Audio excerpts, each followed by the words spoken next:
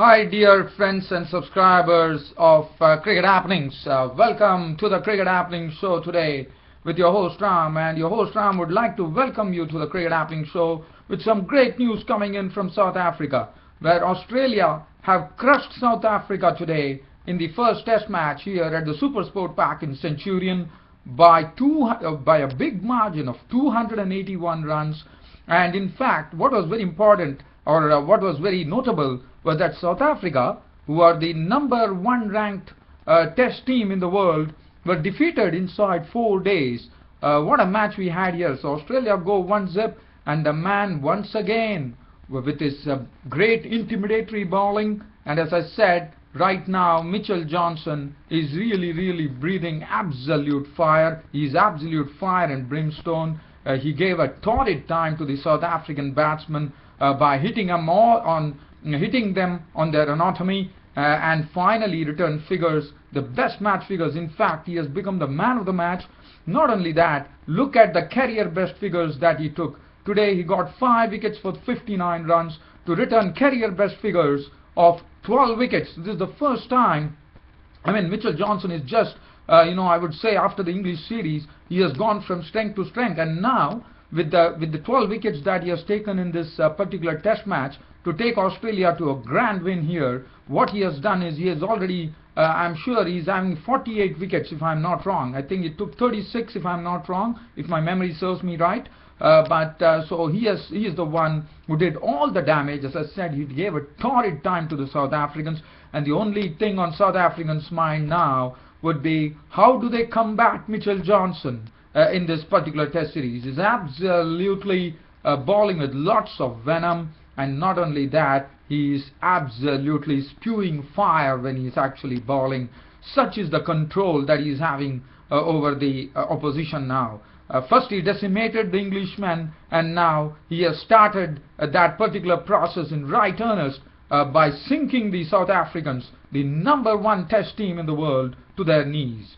What a match. Well, I'll be talking about that. I'll be talking and savoring this victory that Australia had over South Africa, and well, we'll also look at the second day's play at the Basin Reserve in Wellington, where India took a big lead thanks to the maiden century from Ajinkya Rahanes, who contributed 118 runs with 17 fours and 1 6. So India were all out for 438, thus getting a 246 run lead, and they picked up the wicket of Peter Fulton pretty early on, with Zahid Khan providing the breakthrough. And New Zealand were really having a real task here as far as day 3 is concerned, with India ahead. New Zealand actually trailing by 222 runs. So we'll come to that. But first, as I said, the first thing that we have to talk about is this Australian victory, as Australia, as I look, are looking absolutely menacing. As today, Michael Clarke, resuming at the overnight score, didn't waste much time.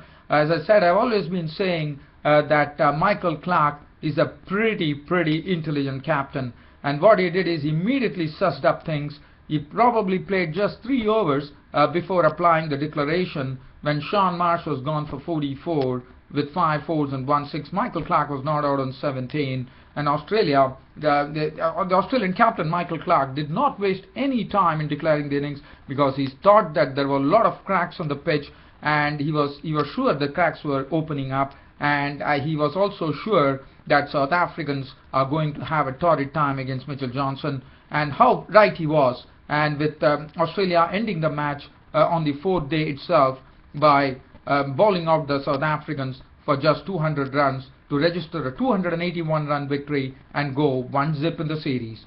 Looking at the bowling figures today, as far as the South African bowlers were concerned, just to tell you, Dale Steyn had 261 and 1 wicket apiece to Peterson and JP Dummy. So let's talk about the South African innings. This is the one that I want to really talk about. It all started, as I said, Michael Clarke declaring the innings close at 290. The target for South Africa was 482 runs for victory, and it's always looked a very tough task. It all started with Mitchell Johnson once again starting the operations by getting rid of Alvaro Peterson. He got a ball to Alvaro Peterson, squared him up completely, and Alvaro Peterson was taken behind by Haddon behind the stumps, and Alvaro Peterson was walking back to the pavilion for 1, and South Africa were 6 for 1. After that, the next to go was the captain, Graham Smith. Now this time, this was some wonderful fielding effort from Alex Doolan, the person who was making his debut from Tasmania, who actually got 89 runs in the second innings, was a goner, as Graham Smith was the one who actually, Graham Smith was absolutely nonplussed there. Johnson got a ball onto the pads of Graham Smith. As you know, Graham Smith is pretty strong of his pads. He actually had flicked it, and let me tell you, the pace at which the ball would have traveled, one could really understand, because Graham Smith is pretty sharp on that particular shot when he picks it up off his pads. And he had actually, it was Michael Clarke who had the forward short leg in place, Alex Doolan, and Alex Doolan took a real catch. What a catch it was. It was flicked with tremendous pace, and as I said, Graham Smith was absolutely stunned when Alex Doolan actually took the catch with the bowling of Johnson. And that was it. That was it for Graham Smith, and South Africa were 12 for 2. And Alex Doolan showing great reflexes there to take that wonderful catch, because I'm telling you right now, dear fans, friends, subscribers, that ball would have been traveling in knots, because the pace at which when you actually play the stroke, and especially considering that you're at forward short leg, it has to be considered a great catch by Alex Doolan there, the Test debutant. After that, the score was 12 for 2. In fact, Hashim Amla was hit on the grill of the helmet by Mitchell Johnson with a real snorter, and then Hashim Amla and du Plessis were at the crease. So slowly things were, I would say they were trying to build up a partnership. 12 for 2, and the score slowly and serenely, not serenely, slowly, pushing on to move to a score of 49 before Siddle took advantage of the cracks there on the pitch by getting a ball to nip in. But I'm sure that one of that ball which bowled to du Plessis actually hit one of those cracks and went on to wrap du Plessis on the pads, and I'm sure the ball was hitting the stumps. Up went the umpire's finger. Du Plessis was a walker. LBW bowled Siddle for 18, the 3 boundaries, and the South African score read 49 for 3. After that, A.B. de Villiers came in and joined Hashim Amla. Hashim Amla played some very good strokes, which he is known for, but Ryan Harris got a ball. Now that was a stroke which Hashim Amla normally plays well. He goes off the back foot and he forces the ball through the offside. Now that was a shot which Hashim Amla was trying to play, but this time Hashim Amla couldn't get the middle of the bat to that. In fact, the ball took the edge of the bat, and Marsh at the slips, Marsh in the slip cordon taking the catch. Hashim Amla was walking back to the pavilion. Caught Marsh, bowled Harris for 35 with 6 boundaries. The score read 97 for 4. After that, A.B. de Villiers was joined in by Duminy. Duminy was finding it pretty tough as far as batting was concerned over there, with Johnson bowling with lots of fire. And A.B. de Villiers, as I said, is the only batsman who in this entire South African team has been able to tackle Mitchell Johnson with some confidence. So this partnership slowly started, I wouldn't say growing, but it was a brief little partnership of 31 runs before Johnson once again came back onto his second spell, and then he picked up the wicket of Duminy. Now this is another catch. Now Alex Doolan, as I said, picked up the catch of Graham Smith, and this was another beautiful catch which Duminy put up. Now this is a ball once again, Duminy also playing an identical stroke like Graham Smith, and it was taken beautifully by Alex Doolan. Duminy trying to actually flick the ball, and Doolan once again into the picture, taking a wonderful catch, and J.P. Duminy was gone for 10. Now what it proves is that Alex Doolan, he's doing what his a former Tasmanian teammate, a Tasmanian player, David Boone, was doing at forward short leg, and I think one is probably seeing a real specialist at forward short leg now in the name of Alex Doolan. So Duminy was gone for 10, and that was half the side into the pavilion for South Africa at 128 for 5. After that, Ryan McLaren came in. Ryan McLaren was given a real, I would say, a real greeting by Mitchell Johnson by hitting him on the back of the ear with a real lifter. and Ryan McLaren was actually bleeding on that ear. But the Australian players were quick to come to McLaren and ask him how is he doing. That was good to see. That was some good team spirit there, good sportsmanship by the Australian players. Even Mitchell Johnson came in and immediately inquired with Ryan McLaren, like to ask him like absolutely everything is okay with him. But well, let me tell you, Johnson was proving pretty hard to get on, and I'm sure there was a lot of psychological pressure on the South Africans. And after that, it was tea. After McLaren was hit there, it was tea time. And once the play resumed after tea, McLaren was a goner, as this time McLaren got a ball which he couldn't actually avoid. The ball was actually, once more, it was a ball which was a real bouncer from Mitchell Johnson. McLaren wanted to get away from the line of the ball, but in doing so, the ball had actually taken the edge of the bat and flew to Brad Haddin, who made no mistake. So Ryan McLaren was gone for 21 with 3. So Ryan McLaren was gone for 6, and that was South Africa score rating 140 for 6. Now A.B. de Villiers was joined in by Vernon Philander. Vernon Philander was also hit on the knuckles, in the sense on the thumb. In fact, Robin Peterson came. Robin Peterson was the next batsman to come, and Robin Peterson played some hit 3 boundaries, and after that it was A.B. de Villiers after scoring 48 runs with 5 fours.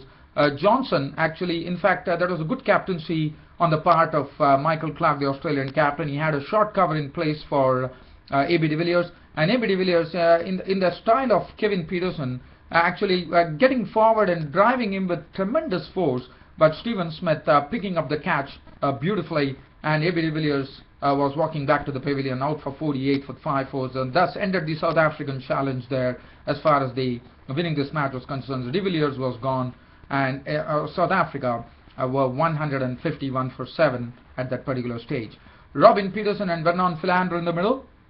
Robin Peterson, he was again tested by Mitchell Johnson. He got a ball to actually lift on him, and he was pretty lucky when he actually played the first delivery, which actually flew over the slips cordon for Peterson. But Siddle actually got the wicket of Peterson, as he got a ball once again. Probably thought it was a good delivery, which came in, probably hit the cracks and went on to rattle the middle stump. The middle stump was knocked out of the ground by Peter Siddle. Robin Peterson was gone for 21, 3 boundaries.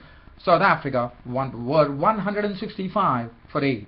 After that, it was pretty quick work. It was not much. I mean, it was Dale Steyn was the next to go, as he was caught by Clarke with the bowling of Harris for 3, 178 for 9, and finally there was some runs scored by Vernon Philander. Went on to have an unbeaten 26 to his name of 18 balls with 4 fours and 1 6 before Morne Morkel was run out, and the first Test match came to an end with Australia winning the match by 281 runs inside 4 days. In fact, in 4 days, and South Africa were all out for exactly 200. So 281 run victory for Australia, and congratulations to Australia for doing that to South Africa.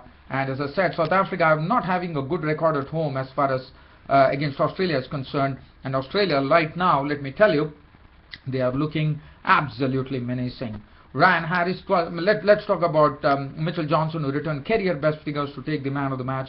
He bowled 16 overs, 3 maidens, 59 runs and 5 wickets, to add to his returns of 7 wickets in the first innings for 68 runs. So he got 12 wickets in the match, and not only that, as I said, this was career best figures for Mitchell Johnson. And as I said, right now Mitchell Johnson is at the peak of his form, and he richly deserved that haul. He richly deserved that man of the match. And as I said, the only thing on South Africa as far as the second test which is coming up in this series, as you know, this is a 3-test series, and as far as anything on the lips, I'm sure the only thing that South Africans are going to mull over is how do they play Johnson. But let me tell you, he is going to be a very tough proposition. It's not going to be easy to play Mitchell Johnson. He is in some great form. He is spewing venom. He is breathing fire. He is looking absolutely what to call. I mean, Mitchell Johnson is on the form of his life. Ryan Harris, 12.4 overs, 5 maidens, 35 runs and 2 wickets bowled well. Siddle picking up 16 overs, 6 maidens, 55 runs and 2 wickets. 2 overs for 3 runs for David Warner. Nathan Lyon, 13 overs, 1 maiden, none for 33. The match is gone. Australia take a lead in this 3-match test series against South Africa, 1-0. the focus shifts on to the second test, which will be starting at Port Elizabeth, which is a much slower pitch than compared to the Supersport Park in Centurion. So congratulations to Australia for doing a great job in pounding South Africa and getting South Africa, the number one ranked test nation in the world, to its knees. So, well, let's shift from here now. Let's go to New Zealand and let's look at the second day's play in the Basin Reserve in Wellington, where India, resuming at that overnight score of 100 for 2, resumed with it was Ishant Sharma, the night watchman, and Shikhar Dhawan. Now, Ishant Sharma, the night watchman, well, he did his job as far as night watchman is concerned by scoring 26 runs with 3 fours, because he was the first wicket to go when Trent Bolt got him to actually edge to Watling, and India were 141 for 3. After that, Shikhar Dhawan was joined by Rohit Sharma. After that, Shikhar Dhawan was joined in by Virat Kohli. Virat Kohli, well, he definitely played some strokes, but he was not looking pretty confident. And Shikhar Dhawan, as I said, he has been, I mean, he is a person who has really got very confident, especially after that century that he scored. And what he did is he really played some wonderful strokes. I mean, the confidence with which he was playing his strokes was the one which was the key. And Shikhar Dhawan was punching well off the back foot, he was driving well, he was cutting well, he was pulling well, and Shikhar Dhawan went on to dominate that partnership with Virat Kohli, which took the score. I mean, it was a very brief partnership, but Dhawan from 64 went on to make 98 runs, but that was something where Shikhar Dhawan was really tested in that particular over when he was out for 98. Tim Southee was really testing Dhawan outside the off stump, and this time Dhawan couldn't actually resist the temptation. He was gone, caught Watling, bowled Southee for 98, missing essentially there with 14 fours and 1 6, and India were 162 for 4. After that, the next to go was Rohit Sharma. Now Rohit Sharma playing a pretty lazy stroke. He was playing away from the body, and James Neesham on his debut getting his first test wicket in the form of Rohit Sharma, as Rohit Sharma was gone, dismissed for a duck. He was clean bowled, he dragged, in fact, he played a very lazy stroke, Rohit Sharma, and in fact, as I said, played away from his body, and Neesham went on to hit the stump. So he was gone, and India were 165 for 5 when Rohit Sharma departed. After that, it was Virat Kohli was joined in by Ajinkya Rahane, and Virat Kohli, well, as I said, he was not playing very confidently, even though Ajinkya Rahane came in and started, slowly started digging himself in, but Virat Kohli was also looking a bit sedate, and both of them put up a good partnership here, a neat little partnership, which took the score to 228. And Virat Kohli was having a tough time against Neil Wagner. Neil Wagner was really testing him. He was not allowing Virat Kohli to score at all. Virat Kohli, I'm sure, was getting frustrated, and then Neil Wagner had his man, as Neil Wagner, after really giving a very tough time to Virat Kohli as far as getting the ball off the square was concerned, Virat Kohli was caught by Rutherford of the bowling of Wagner for 38 with 4 boundaries, and India were 228 for 6. After that, Ajinkya Rahane, who was pretty sedate till such time Mahendra Singh Dhoni, the Indian captain, came to the crease. Suddenly, in the company of Mahendra Singh Dhoni, he started exploding, in the sense he started playing his strokes. In fact, as I said, Rahane was leaving the balls well outside the off stump, of the back foot. He placed some very good strokes, and he really was really mastering the New Zealand bowlers there. And Mahendra Singh Dhoni, well, he decided that he's not going to really stay put at the crease and play in the way Ajinkya Rahane was playing, and he was really taking the attack right to the opposition by really counter-attacking the New Zealand bowlers just to keep the initiative with India, and that's what he precisely did, with Dhoni hitting 4 consecutive fours of the bowling of Neil Wagner by cutting him, by pulling him, and by driving him, and also lofting him over mid-off. He hit 4 consecutive boundaries, and when the second new ball came, Ajinkya Rahane and Dhoni really started getting this innings at a really gallop. And the innings was really galloping, with Mahendra Singh Dhoni playing some brilliant strokes, hitting the ball with tremendous power, and Ajinkya Rahane also joining Mahendra Singh Dhoni in doing that, and slowly the partnership started blossoming. From 228 for 6, India was sitting at 348, with the partnership of the 7th wicket partnership having added 120 runs. But at the time, Dhoni got a ball which actually from Bolt, which actually lifted on him, and Dhoni was gone, caught hanging his bat. He was gone by caught waddling Bolt for 68 with 9 fours and 1 6. India 348 for 7. After that, Jadeja came in and quickly started really. He came with a real purpose. He decided that he's not going to block the ball. The only thing he's going to deal with the ball is going to do what Mahendra Singh Dhoni was doing to the New Zealand bowlers by really attacking the bowlers. And I'm sure it was a clear plan, and especially the bowlers knew at that particular time. And as I said, the second new ball, even though New Zealand took it, it really didn't give them any dividend, because as I said, Dhoni really started hitting the ball. And that was the same thing that Ravindra Jadeja did. He came in and started blasting boundaries. He blasted 6 boundaries in a knock of 26 of just 16 balls, playing in absolute one-day style before Jadeja doing that once again was caught by Fulton of the bowling of Wagner. He was gone, and India were 385 for 8. And finally, Ajinkya Rahane, who actually one would remember in South Africa, he was out for 96. He missed his test century, but not here, as Ajinkya Rahane, in the company of Zahir Khan, got on to his maiden test century, as he made 118 runs with 17 fours and 1 6 before, as he was running out of partners, and then Ajinkya Rahane was gone, as it was a brilliant catch which was taken by Bolt. Now Trent Bolt did this against West Indies too, and once again Ajinkya Rahane playing that particular stroke on the offside, and Trent Bolt running in and picking up a wonderful catch by actually falling away, but still managing to cling on to the catch. And Ajinkya Rahane was gone 118 of 17 balls, with 17 fours and 1 6. And then Zahir Khan played some good strokes. He hit 4 boundaries in his knock of 22 before being caught by Watling of the bowling of Wagner, and Shami was not out on naught. And India, taking a 246 runs lead over New Zealand in the first innings, were all out for 438. As far as the bowling was concerned, the wickets were shared by the seamers. Trent Bolt 26 overs, 7 maidens, 99 runs and 3 wickets.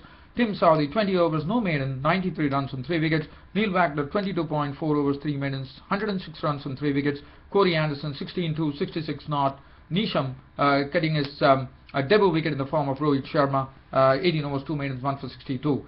So New Zealand had some 9 overs to face before close of play on the second day, and they lost the wicket of Peter Fulton. Now the opening partnership has been a real question mark for New Zealand. The openers have been struggling, and once again Zahir Khan got a ball which probably Peter Fulton thought that it might be going outside the off stump, but instead the ball was coming in, and up went the umpire's fingers. Peter Fulton, deliberately padding to a delivery from Zahir Khan, was gone for 1, and that was an early breakthrough for India. And after that, Hamish Rutherford played some good strokes, even though he was tested a bit by the Indian seamers. But Hamish Rutherford saw out the day for New Zealand, finishing on an unbeaten 18 with 3 boundaries. Williamson was not out on 4, and New Zealand closed the second day on 24 for 1, still trailing by 222 runs. And Ishan Sharma bowled 3 overs for 9 runs. In fact, Ishan Sharma was the man who was given the red cherry to start with by Mahendra Singh Dhoni, which was the right approach.